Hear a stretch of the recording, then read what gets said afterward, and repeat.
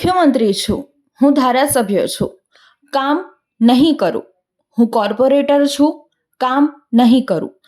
જાણો આવા પોસ્ટર કેમ લાગ્યા. વડોદરા શહેરમાં ગત બુધવારે પડેલા 14 ઇંચ વરસાદે પાલિકાની પ્રી મોન્સૂન કામગીરીની પોલ ખોલી નાખી છે. બીજી તરફ વરસાદમાં સર્જાયેલી પરિસ્થિતિએ પાલિકાની નબળી કામગીરીની પોલ ખોલી નાખી છે. ત્યારે હવે વડોદરાવાસીઓનું કોઈ સાંભળતું ન હોવાથી એક સામાજિક કાર્યકર દ્વારા ધારાસભ્ય અને સ્થાનિક કોર્પોરેટરો સામે અનોખી રીતે વિરોધ નોંધાવ્યો છે. રાજ્યભરમાં હાલ મેઘરાજાએ હાહાકાર મચાવી દીધો છે. તેવામાં વડોદરાની વાત કરવામાં આવે તો ગત બુધવારે શહેરમાં વરસેલા 14 ઇંચ વરસાદે તંત્ર કામગીરીની સામે સવાલ ઊભા કરી દીધા છે. શહેરની મધ્યમાંથી પસાર થતી વિશ્વામિત્રીમાં પૂર ન હતું, પરંતુ શહેરમાં ખાબકેલા વરસાદના કારણે પૂર જેવી સ્થિતિનું નિર્માણ થયું હતું. રસ્તા પર ઘૂંટણમાં પાણી ભરાઈ ગયા હતા. રોડ રસ્તા બંધ કરી દેવાયા. લોકોને હાલાકીનો સામનો કરવો પડ્યો. આ સામે શહેરમાં ઠેર ઠેર ભૂવા પણ પડી ગયા.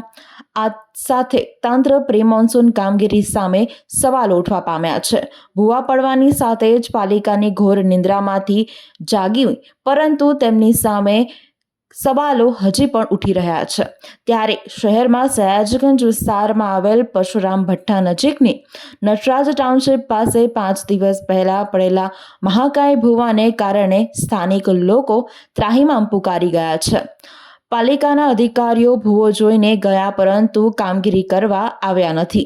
જેને લઈને આજે સામાજિક કાર્યકર વિઠ્ઠલ આયરે દ્વારા મુખ્યમંત્રીના ફોટો સાથે અને અકોટા વિધાનસભાના ધારાસભ્ય તથા વોર્ડ નંબર 12ના કોર્પોરેટરો સામે અનોખી રીતે વિરોધ નોંધાવ્યો હતો.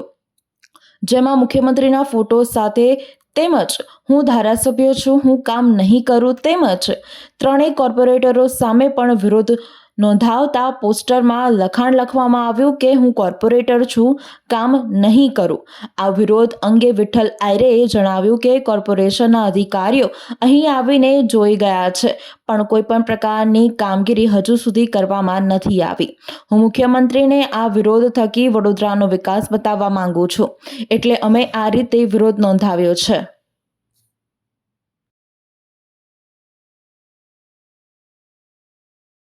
આ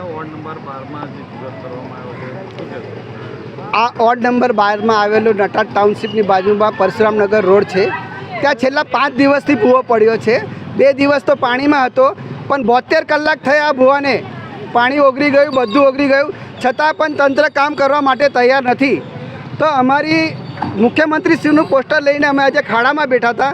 કેમ કે મુખ્યમંત્રીશ્રીએ જાતે કીધું હતું કે ભાઈ સુરતનો વિકાસ થઈ ગયો, અમદાવાદનો વિકાસ થયો, વડોદરા પાછું કેમ છે, એમને એવું કીધું હતું. તો એના માટે આજે અમે મુખ્યમંત્રીશ્રીનો પોસ્ટર લઈને ખાડામાં બેઠા હતા.